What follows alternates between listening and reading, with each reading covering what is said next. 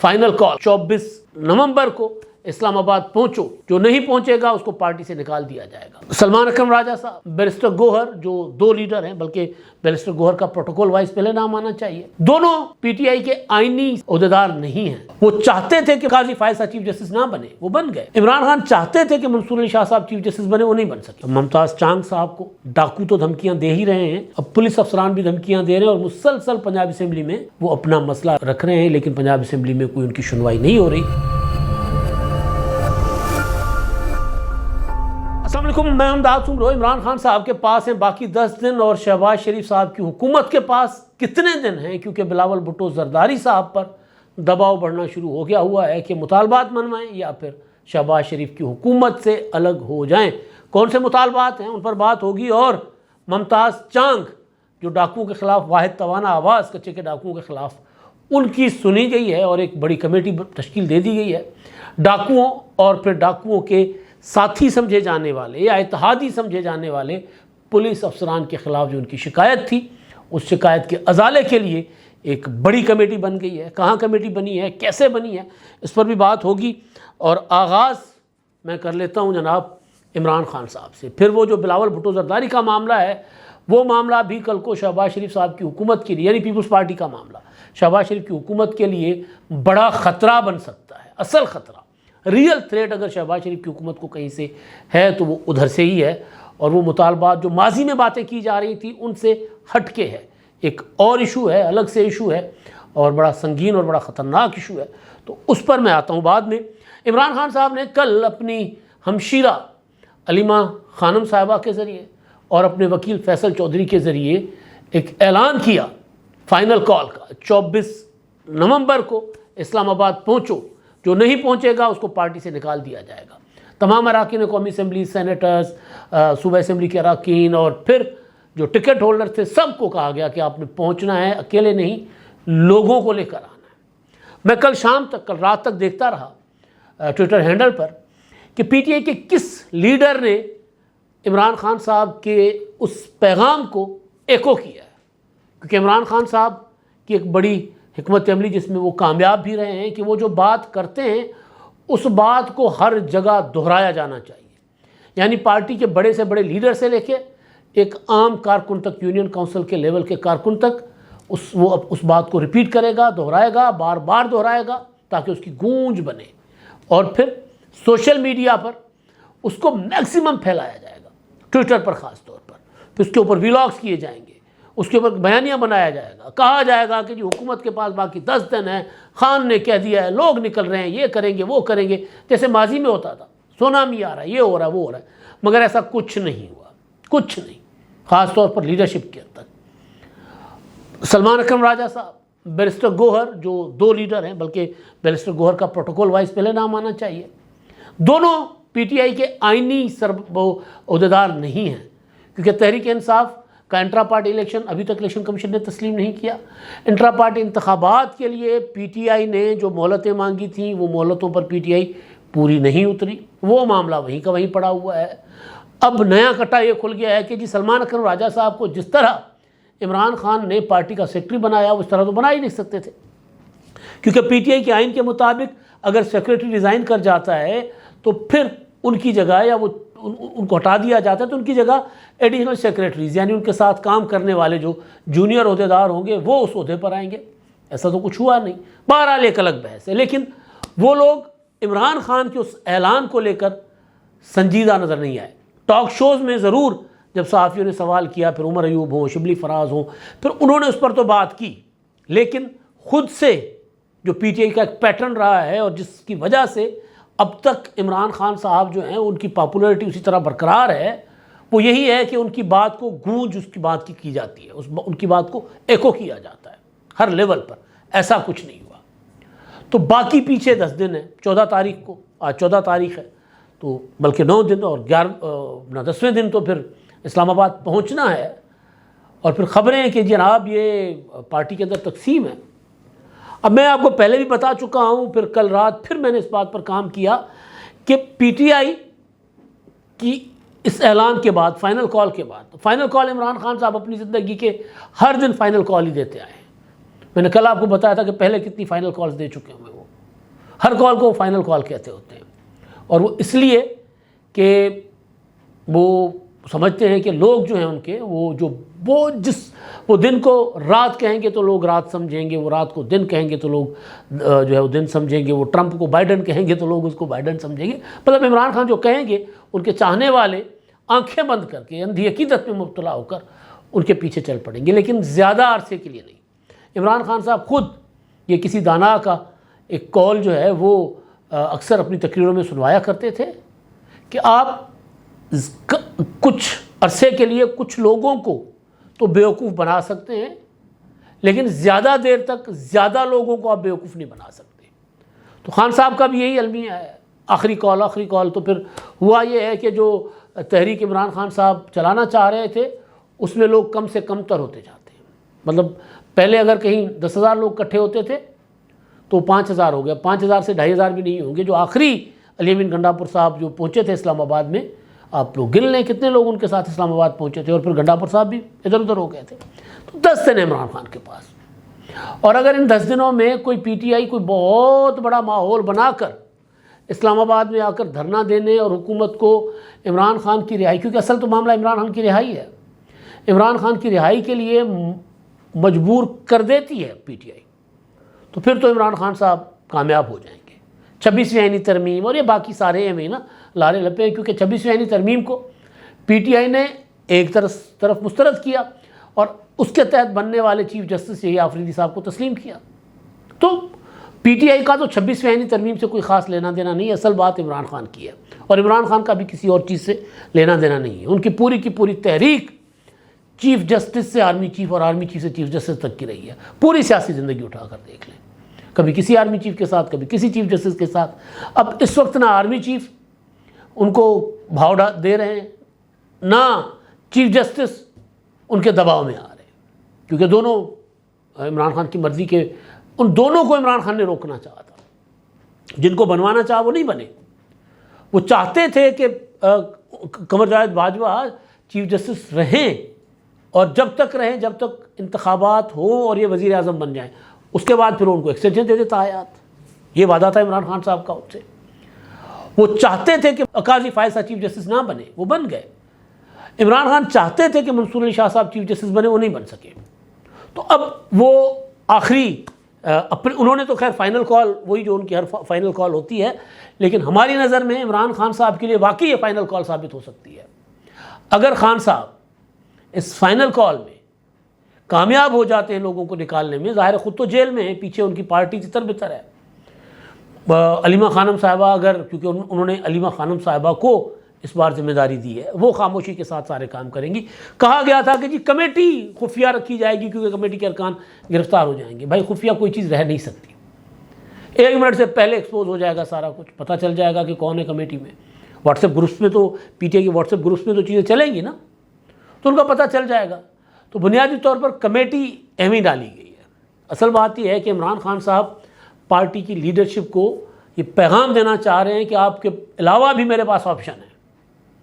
تو انہوں نے اس لیے فیصل چودھری یعنی فواد چودھری، اور پھر دوسرا علیمہ خانم صاحبہ، یعنی وہی جو جس کو موروثی سیاست کہتے ہیں، اس طرف بھی جا سکتے ہیں عمران خان صاحب۔ تو 10 دن ہیں۔ اب ان 10 دنوں میں اگر پی ٹی آئی کوئی بڑا تیر مارنے میں کامیاب ہو جاتی ہے، کوئی پریشر بلڈ کرنے میں، تو پھر ہو سکتا ہے کہ عمران خان صاحب کے لیے کچھ سہولتیں وہ لینے میں کامیاب ہو جائیں، کیونکہ اب حکومت وہ سہولتیں نہیں دے رہی، عدالتی احکامات کے باوجود نہیں دے رہی۔ اب کیونکہ صورتحال تبدیل ہو گئی ہے، بہت کچھ ٹرانسفر پوسٹنگز کے بعد بہت کچھ چینج ہو چکا ہوا ہے، تو اس طرح عمران خان صاحب کو اب سہولتیں نہیں مل رہی۔ تو شاید عمران خان کے لیے کوئی سہولتیں لے لے پی ٹی آئی۔ اگر ناکام ہوئی تو پھر جس طرح ایک حملہ آور ناکام ہوتا ہے، جس طرح ایک بغاوت ناکام ہوتی ہے اور باغیوں کے ساتھ جو کچھ کیا جاتا ہے، 9ویں دیکھیں نا، 9ویں کا حملہ تھا، بغاوت تھی، فوج کے اندر سے بغاوت کروانے کی کوشش تھی، ناکام ہو گیا، اور اس کے بعد پی ٹی آئی اس کو کبھی فالس فلیگ آپریشن کہے، کبھی کہے کہ نہیں جی ہم اگر یہ نہ کرتے تو کیا کہتے ہیں ہمیں پاپولرٹی نہ ملتی۔ تو یہ ٹائم عمران خان صاحب کے پاس صرف یہ 10 دن ہیں۔ ان 10 دنوں میں اگر وہ کامیاب ہو گئے تو ممکن ہے بھائی کل کو عمران خان وزیر اعظم بن جائے، جس کا امکان بہت تھوڑا ہے، بہت تھوڑا، یا پھر عمران خان صاحب دوبارہ فائنل کال دینے کے قابل ہی نہ رہے، کیونکہ اتنے مایوس ہو جائیں گے، خود کارکن ہو گئے پھر خود مایوس ہو جائیں گے۔ اچھا جب دوسرا معاملہ تحریک کا، ایک منصوبہ وفاقی حکومت نے بنایا تھا، نگران حکومت نے بنا تھا، ارسا ایکٹ آیا تھا جو کہ ظاہر ارسا ترمیمی ایکٹ جو کہ کوئی جاری نہیں کر سکتا تھا لیکن بہرحال ہو گیا۔ اور پھر یہ کہ چولستان کا ریگستان آباد کرنے کے لیے 2 بڑے کینالز نکالے جائیں گے۔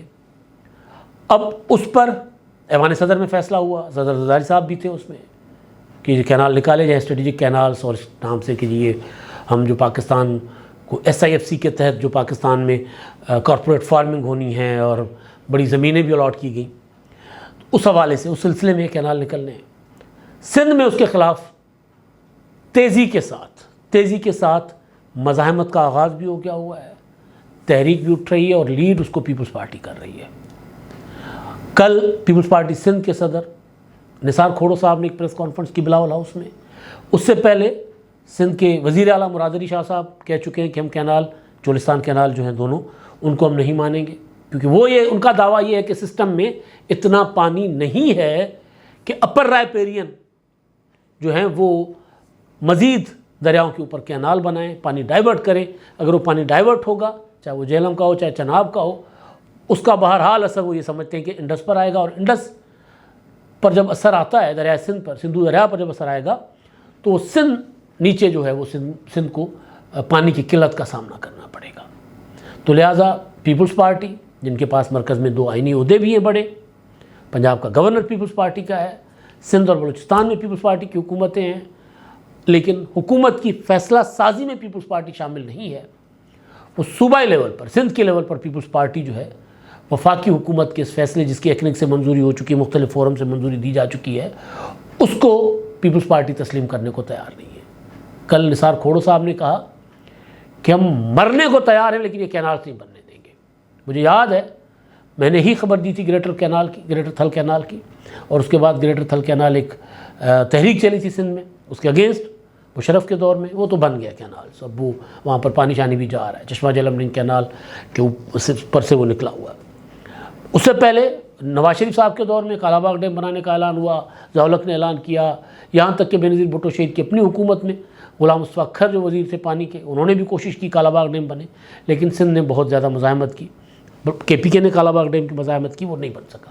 ابھی صورتحال یہ ہے کہ سندھ کے لوگوں کے لیے سب سے حساس مسئلہ ہے پانی کا، اور اس میں کیا قوم پرست، کیا GDA، کیا پیپلز پارٹی، کیا ارباب رحیم، کیا مولانا فضل الرحمان صاحب کی جماعت، سب کٹھے ایک پلیٹ فارم پر ہیں سب، اور وہ سب ایک پلیٹ فارم پر اس طرح کہ وہ یک آواز ہیں۔ ابھی کیونکہ ماضی میں بھی جس طرح میں نے کہا کہ مشرف کے دور میں پیپلز پارٹی کے نثار کھوڑو ہی تھے، گریٹر تھل کینال کمیٹی جو تھی، اینٹی گریٹر تھل کینال کمیٹی، اس کے وہ کنوینئر تھے، تو وہ تحریک چلی تھی اور سب اس میں شامل تھے۔ تو اب بھی معاملہ اس طرف جاتا ہوا نظر آ رہا ہے، اور بلاول بھٹو زرداری سے یہ ڈیمانڈ کی جا رہی ہے سندھ میں سے، کیونکہ ظاہر سندھ سے وہ ووٹ لیتے ہیں بہت زیادہ، لیتے تو پنجاب سے بھی ہیں لیکن پنجاب کے ووٹ پر وہ حکومت میں نہیں بنا پا رہے، سندھ کا ووٹ ان کو حکومت بنوا دیتا ہے۔ کل کو اگر پنجاب میں پاپولر ہو جاتے ہیں، پنجاب سے ووٹ لیں گے تو پھر مرکز میں بھی حکومت بنا پائیں گے، لیکن صوبے کی حکومت بہرحال بلاول بھٹو زرداری کو سندھ کی حکومت دلواتی ہے۔ ادھر میر مرتضیٰ کے صاحبزادے ذوالفقار علی بھٹو وہ میدان میں ہیں، بلکہ میں ان کی سن رہا تھا ایک گفتگو کہ انہوں نے کہا تھا کہ جی میں جب چھوٹا تھا، بچہ تھا چھوٹا سا، دمشق میں جب ہم جلاوطن تھے تو میرے والد صاحب کے پاس ایک بوتل میں دریائے سندھ کا پانی ہوتا تھا اور ایک بوتل میں دریائے سندھ کی مٹی، ریت۔ وہ کہتے ہیں ہمیں تو ہماری گھٹی میں ہے کہ ہم نے اپنے دریا کی ہر صورت حفاظت کرنی ہے۔ تو یہ پریشر بن رہا ہے بلاول بھٹو کے۔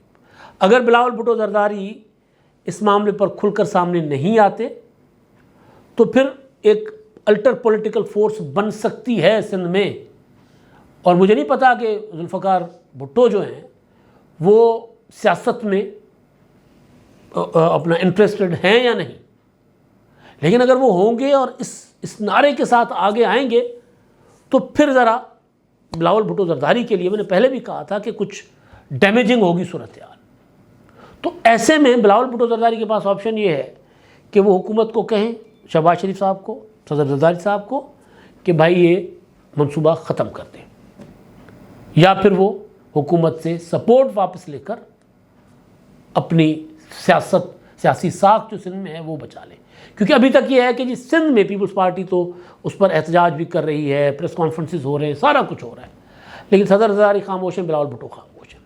تو یہ جو بلاول بھٹو کے لیے پریشر ہے، بیسیکلی یہ بلاول بھٹو کے لیے شاید اتنا ڈیمیجنگ نہ ہو جتنا شہباز شریف صاحب کی حکومت کے لیے پرابلمٹک ہو سکتا ہے. بلاول جب بیٹھیں گے کہیں گے کہ جی میں اپنا ووٹ بینک بچاؤں یا میں آپ کی حکومت بچاؤں، تو بہت ہو گیا جی. ہم اب تو وہ اس طرح صورتحال جا سکتی ہے.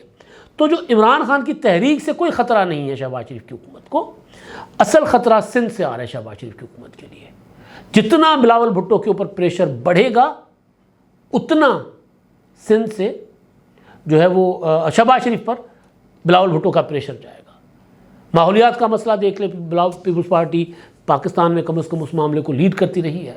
بلاول بھٹو بان کی مون کو یہاں پر اینتھونیو گوتریس کو یہاں پر لے کر آ گئے تھے، اقوام متحدہ کے سیکرٹری جنرل کو، اور انہوں نے جنیوا میں کانفرنس بھی کروا دی تھی بڑا 2022 کے سیلاب کے بعد. شیری رحمان صاحب اس پر بڑا کام کرتی رہی ہیں، ابھی بھی کر رہی ہیں. تو اگین یہ اگر انڈس دریائے سندھ اگر بلاول بھٹو اپنے ماحولیات والے اس فلسفے کو لے کر چلیں گے تو بھی بلاول بھٹو کی مجبوری بن جائے گا ان کینالز کے متعلق حکومت کے سامنے اپنے تحفظات، اپنا موقف رکھنا. تو یہ اصل خطرہ، اصل تھریٹ جو ہے شہباز سرکار کو، وہ سندھ سے آ رہا ہے، یعنی جنوب سے شمال کی طرف آ رہا ہے. عموماً خطرات شمال سے جنوب کو جاتے ہیں، لیکن جنوب سے شمال کی طرف آ رہے ہیں. تو ایک یہ معاملہ، اور دوسرا جو میں سندھ میں انتخابات اور پھر وہ جو ممتاز چانگ والا معاملہ ہے، سندھ میں ضمنی بلدیاتی انتخابات ہو رہے ہیں، اور پنجاب میں تو ابھی تک انتخابات ہی نہیں ہو رہے. 2017 میں ہوئے تھے، 18 میں عمران خان نے آ کے بلدیاتی ادارے توڑ دیے. اس کے بعد نہ عمران خان نے انتخابات کروائے، نہ اس کے یہ مسلم لیگ نون کی حکومت انتخابات کروا رہی ہے. بلدیاتی انتخابات کے بغیر آپ حقیقی جمہوریت نہیں قائم کر سکتے. یہ جو M N Es M P Es ہیں، ان کا یہ کام نہیں ہے کہ وہ گلیاں، سڑک اور نالیاں اور یہ جو ٹرانسفارمر اور اسٹریٹ لائٹ دیکھیں. یہ کام بلدیاتی سسٹم کا ہے، بلدیاتی نمائندوں کا ہے. اور بلدیاتی ادارے ہوں گے تو مضبوط جمہوریت ہوگی. لوٹاکریسی کا خاتمہ ہوگا، کیونکہ پراپر ایک پولیٹیکل ورکر جو ہے وہ کاؤنسلر لیول سے اٹھے گا اور وہ وزیر اعظم تک جائے گا، ایم این اے بنے گا، ایم پی اے بنے گا، سینیٹر بنے گا. وہ تمام تر جو اتار چڑھاؤ ہوتے ہیں نا سیاسی زندگی کے، وہ دیکھ کر اوپر آئے گا. تو پریشر برداشت کرنا بھی اس کو آئے گا، اور پولیٹیکل ایٹیٹیوڈ بھی اس کے اندر آئے گا. کھلنڈرا نہیں ہوگا، ایویں چھوٹی چھوٹی باتوں پر الجھنے، لڑنے، مارنے جو کہ پی ٹی آئی کر رہی ہے، اس طرح کا نہیں ہوگا. سندھ میں 18 اضلاع میں ضمنی بلدیاتی انتخابات آج ہو رہے ہیں، جس میں سکھر ہے، کراچی کے اضلاع ہیں، سکھر، نواب شاہ، اپنا گھوٹکی، حیدرآباد اور مٹیاری، ٹنڈو لہیار، ٹنڈو محمد خان، لاڑکانہ، جیکب آباد، نوشہر و فیروز، شکارپور، اور یہاں پر انتخابات آج ہو رہے ہیں، پولنگ ہو رہی ہے ضمنی بلدیاتی انتخابات. اچھا عمل ہے، یہ جاری رہنا چاہیے. اور کیونکہ جمہوریت آتے آتی ہے، ایک دم نہیں آتی. تو کم از کم ہم پریکٹس کرتے رہیں گے تو ہمارے پاس جمہوریت جو ہے وہ آتی رہے گی. آخری چیز، میں نے انٹرویو کیا تھا ممتاز چانگ، پیپلز پارٹی کے صادق آباد سے ایم پی اے ہیں، اور میں نے اس لیے ان کا انٹرویو کیا تھا کہ مسلسل پنجاب اسمبلی میں وہ جو صادق آباد کے کچے کے ڈاکو ہیں ان کے خلاف، اور وہ الزام لگاتے ہیں کہ ڈاکوؤں کا اور پولیس کا نیکسس ہے.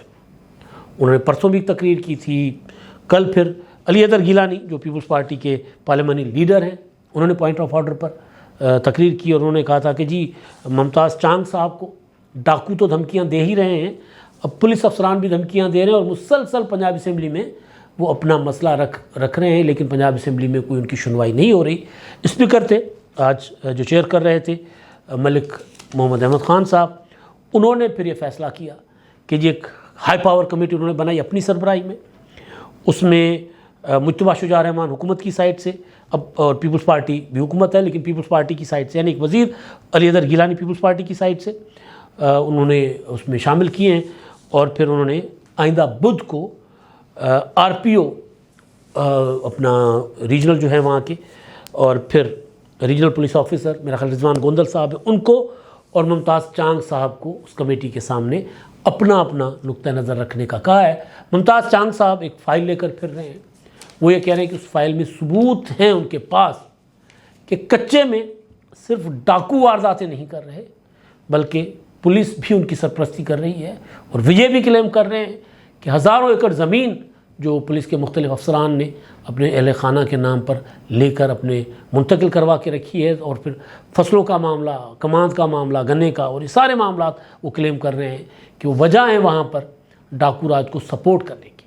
تو اب دیکھتے ہیں جب بدھ کو آر پی او اور ممتاز چانگ صاحب اسپیکر صاحب کی سربراہی میں قائم کمیٹی میں آمنے سامنے ہوں گے تو پھر اس میں کیا نکلے گا، کیونکہ ممتاز چانگ کی ڈیمانڈ بڑی سادہ ہے، وہ یہ کہ جو سالہ سال سے جو SHOs, DSPs اس علاقے میں ہیں اور امن قائم نہیں کر پا رہے تو ان کو تبادلہ کر کے کوئی نیا تجربہ کر لیا جائے، کوئی نیا افسر مقرر کیا جائے تاکہ وہاں پر امن قائم ہو۔ اب تک کے لیے اتنا ہی، اللہ حافظ۔